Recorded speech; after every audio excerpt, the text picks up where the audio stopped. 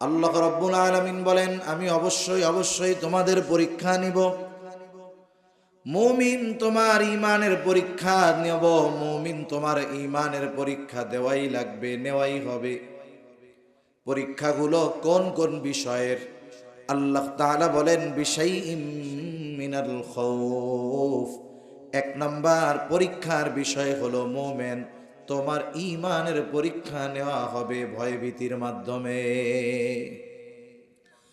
দুই নাম্বার আল্লাহ রাব্বুল আলামিন বলেন, ওয়াল জু', ক্ষুধা, অভাব, দারিদ্রতার মাধ্যমে মুমিন তোমার ঈমানের পরীক্ষা নেওয়া হবে।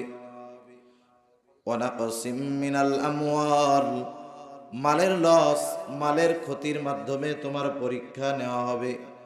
ওয়াল আনফুস, জানের, জীবনের ক্ষতির মাধ্যমে পরীক্ষা নেওয়া হবে।